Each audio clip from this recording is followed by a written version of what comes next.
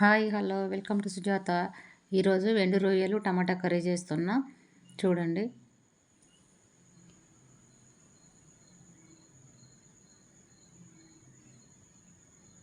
ముందుగా ఒక కళాయి పెట్టుకోవాలి. కళాయి వేడైన తర్వాత నూనె వేసుకోవాలి. నూనె కొంచెం ఎక్కువగానే పడుతుంది. ఉల్లిపాయలు కూడా ఎక్కువగా కట్ చేసుకొని ఉల్లిపాయలు వేసుకోవాలి. ఇవి ఎండు రొయ్యలు, ఇవి క్లీన్ చేసుకొని పెట్టుకోవాలి ముందుగానే. ఉల్లిపాయలు మగ్గిన తర్వాతకి ఎండు రొయ్యలు వేసుకోవాలి.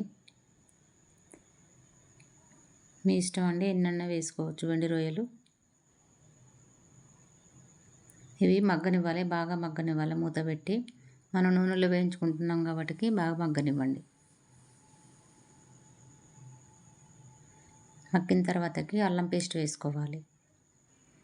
అల్లం పేస్ట్ వేగిన తర్వాత పసుపు వేసుకోవాలి. పసుపు వేసి తర్వాతకి టమాటా వేసుకోవాలి. టమాటాలు కొంచెం ఎక్కువగానే పడతాయండి. కొంచెం కల్లులుప్పు వేసుకోవాలి.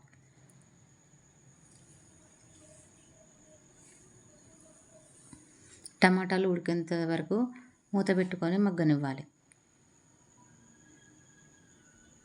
ఇట్లనే తీస్తూ మూత తీసి మళ్ళీ కలుపుకోవాలి.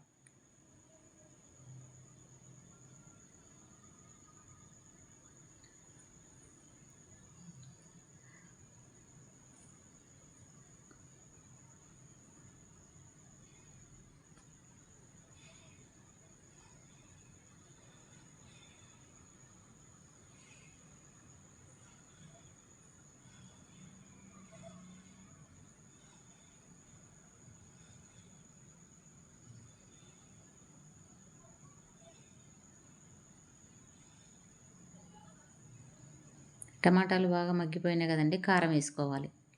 కారము రుచికి తగినంత కారం వేసుకోవాలి. సాల్ట్ ఫస్ట్ మనం కల్లులుప్పు వేసుకున్నాం కదా, ఇప్పుడు కొంచెం వేసుకోవాలి. అంతే అండి. కొంచెం మగ్గించుకోవాలి మూత పెట్టి కారం వేసిన తర్వాతకి.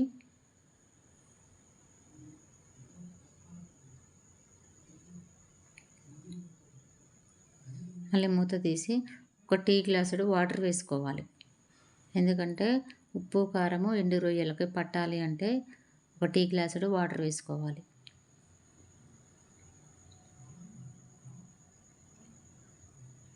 మళ్ళీ మూత పెట్టి సిమ్లో ఒక 5 నిమిషాలు ఉడికియాలి. ఇదిగో చూడండి, ఇలా నీళ్ళు పోసిన తర్వాత ఇలా ఉంటుంది. ఒక 5 నిమిషాల తర్వాతకి ఆ వాటర్ అనేది కొంచెం గుంజుకొని పోతాయి. ఇందులో కొంచెం ధనియాల పొడి వేసుకోవాలి.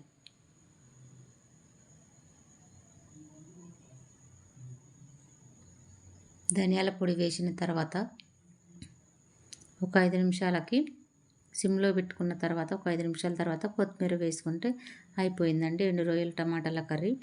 మీకు కనుక నచ్చినట్టయితే లైక్ చేయండి, షేర్ చేయండి, సబ్స్క్రైబ్ చేయండి. Thank you for watching.